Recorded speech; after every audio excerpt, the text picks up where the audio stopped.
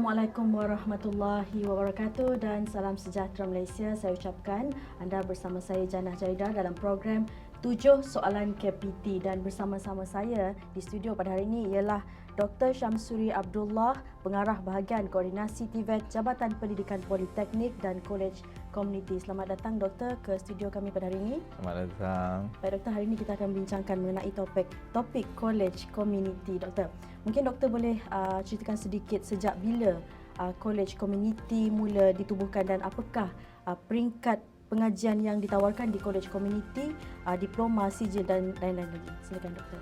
Okey, terima kasih. Kolej Komuniti ini sebenarnya telah ditubuhkan seawal 2001, di mana 12 buah Kolej Komuniti rintis telah diwujudkan, dan institusi ini bernaung di bawah Kementerian Pendidikan Tinggi dan dikawaselia oleh Jabatan Pendidikan Politeknik dan Kolej Komuniti, ringkasnya JPPKK. Dan kita menawarkan pada asasnya pada peringkat sijil, primarily sijil, dan juga ada juga beberapa program di peringkat diploma. Dan juga kita berbangga kerana Kolej Komuniti telah dinobatkan sebagai hub pembelajaran sepanjang hayat, lifelong learning, yang menawarkan program-program jangka pendek kepada komuniti ataupun masyarakat di sekitar. Dan setakat hari ini kita telah mempunyai sebanyak 105 buah Kolej Komuniti di seluruh Malaysia. Ada 105 buah Kolej Komuniti. Baik, Doktor, boleh tak Doktor nyatakan senarai program-program pengajian yang ditawarkan di Kolej-Kolej Komuniti ini, Doktor? Ya, program pengajian di Kolej Komuniti ini merangkumi pelbagai bidang pelbagai bidang dia, daripada kejuruteraan, teknologi dan juga perkhidmatan, bisnes dan juga hospitality, ya. Dan kita ada di peringkat diploma terdapat 16 bidang program, dan manakala di peringkat sijil kita ada 44 program, ya. Dan kita juga ada program khas, yang kita namakan sijil asas Kolej Komuniti, yang kita tawarkan kepada mereka yang mempunyai masalah pembelajaran, OKU, ya. Dan program-program ini beserta dengan perinciannya, syarat-syarat kemasukannya boleh dilayari melalui laman web ambilan.mypolicc.edu.my. Jadi siapa-siapa yang minat boleh ke laman web tersebutlah, Doktor. Ya. Baik Doktor, mungkin kita tahu sedikit sebanyak mengenai program itu. Apakah pula mungkin syarat-syarat kelayakan untuk memohon kemasukan ke Kolej Komuniti ini, Doktor? Okey, bagi kemasukan ke peringkat sijil, orang kata requirement atau keperluannya adalah sangat asas, iaitu mempunyai kelulusan ataupun di peringkat lulus SPM, termasuk bahasa Melayu dan sejarah. Manakala bagi peringkat diploma pula, pemohon perlulah of course mempunyai lulus SPM dan memperoleh 3 kepujian, bagi mata pelajaran yang telah ditetapkan. Walau bagaimanapun, saya menasihatkan kepada pemohon untuk merujuklah pada syarat-syarat yang lebih khusus, melalui laman web yang disebutkan tadilah. Baik Doktor, siapa yang boleh mendaftar untuk masuk ke Kolej Komuniti ini, Doktor? Sebenarnya program-program di Kolej Komuniti ini terbuka kepada semua warga negara Malaysia yang memiliki kelayakan SPM ataupun yang setara dengannya. Jadi semua orang boleh mendaftar? Ya, boleh daftar. Baik Doktor. Doktor, bila permohonan ini dibuka dan bagaimana pula permohonan boleh dibuat? Pada bulan berapa pelajar baru akan mula mendaftar? Kebiasaannya bagi pelajar-pelajar yang lepasan SPM ni, dia ada dua peringkat lah. Pertama, pada sesi yang pertama selepas keputusan SPM keluar lah. Dan pada sesi kedua ialah seawal dalam bulan Januari ataupun bulan Februari, awal Februari, sesi kedua. Dan bagi mereka yang mempunyai SPM, bagi lepasan SPM 2017 dan ke bawah, ataupun dengan menggunakan kelayakan sijil yang diiktiraf MQA ataupun sijil kemahiran Malaysia, ataupun yang menggunakan kelayakan APEL, APEL, accreditation of prior learning, jadi mereka boleh merujuklah kepada laman sesawang yang disebutkan tadi. Dan jadi kita ada 3 peringkat lah, sesi 1, sesi 2, dan bagi pelajar yang bukan ataupun yang mempunyai CGSPM 2017 dan ke bawah. Baik doktor, pada pandangan doktor, apakah kelebihan yang akan diperolehi oleh pelajar sekiranya mereka menyambung pengajian ke college community ni, doktor? Basically college community ni sebenarnya kita adalah untuk serve masyarakat ataupun komuniti.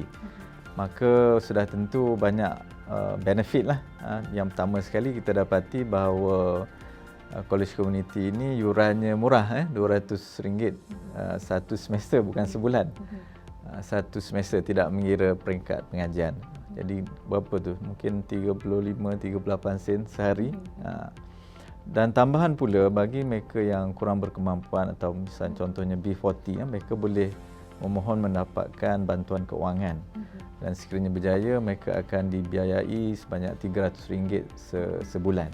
Ya. Itu juga mereka yang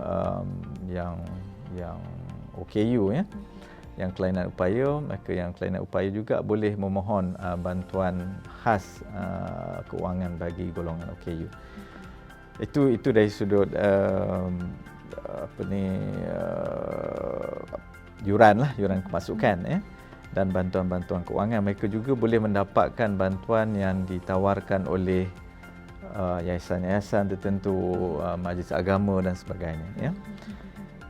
College community juga oleh kerana nature pembelajarannya adalah lebih 70% hands-on, praktikal. Maka kita dapati lulusan-lulusan, graduan-graduan college community ini orang kata bagai macam goreng pisang panas lah kepada majikan, ya. So kita punya rekod mendapati bahawa lebih 90%, bahkan pernah sampai 97-98% kebolehpasaran graduan-graduan kita. Jadi graduan daripada college community ni memang orang kata tak ada masalah untuk mendapatkan pekerjaan. Itu yang kedua. Yang ketiga, seterusnya kita dapati juga bahawa graduan ataupun program-program kita ni kita memang design program-program kita untuk menyediakan pelajar-pelajar kita ready to work. Jadi banyak bentuk-bentuk program yang kita tawarkan kepada pelajar-pelajar kita untuk menyediakan mereka, seperti kita panggil student internship program, selain pada latihan industri yang biasa, work based learning yang secara pembelajaran secara berstruktur, ya. Dan kita dari awal kita telah melibatkan industri-industri bekerjasama dengan kita. Jadi tak adalah masalah-masalah yang biasanya yang disebut sebagai mismatch ataupun ketidakpadanan tu. Sama ada dari sudut kemahiran ataupun graduan-graduan ini kita misalnya kurang berkemampuan untuk adapt dalam persekitaran pekerjaan. Dan kita juga memanggil CEO ataupun pihak-pihak industri, captain of industries untuk berkongsi pengalaman mereka dalam di kampus untuk memberikan supaya pelajar-pelajar ni mempunyai hala tuju. Bila mereka telah menghabiskan pembelajaran, ke mana mereka nak pergi dan ke mana mereka boleh menyambung pelajaran dan sebagainya. Baik doktor, adakah college community ini menyediakan pembelajaran yang sejajar dengan perkembangan teknologi, permintaan industri dan IRA 4.0?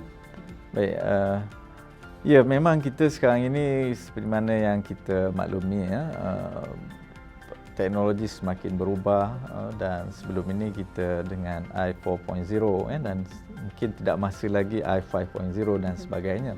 Maka sudah tentu pembelajaran di college community kita sejajarkan dengan perkembangan teknologi.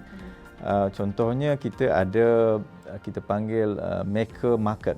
Maker market ini adalah ataupun bahasa yang mudah maker space, satu ruang pembelajaran untuk mereka berkreatif dan berinovasi, ya. Try and error, mengasah bakat kreativiti, inovasi mereka, menghasilkan produk-produk yang yang dapat orang kata menyelesaikan permasalahan-permasalahan industri. Ya, di samping itu juga kita dalam sistem pembelajaran kita menggunakan kaedah-kaedah seperti design thinking, ya.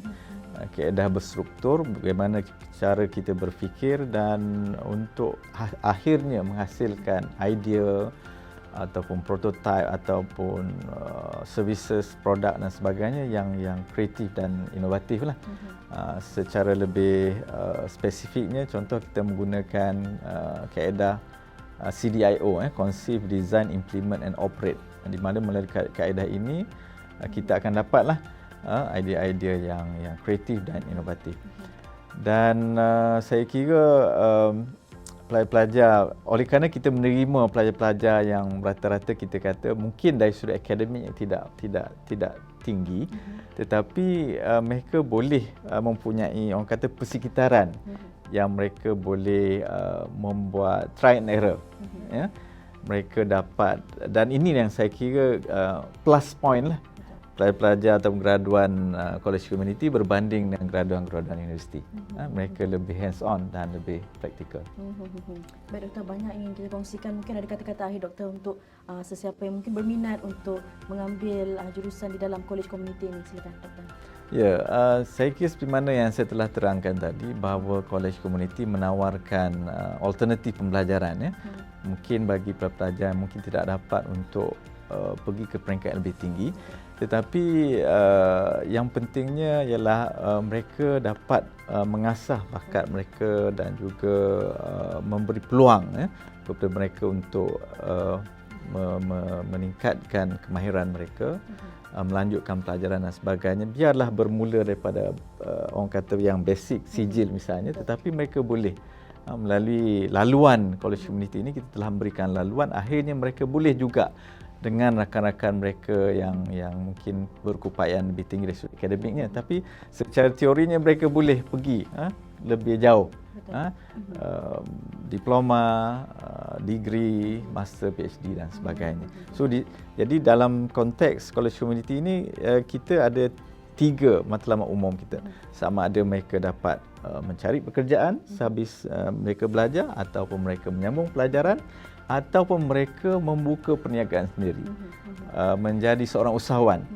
Yang saya kira ini merupakan satu aspek yang sangat diperlukan sekarang ini, untuk mencipta pekerjaan yang bukan sahaja memberi keuntungan ataupun benefit kepada diri mereka, tapi juga kata memberi manfaat kepada orang lain.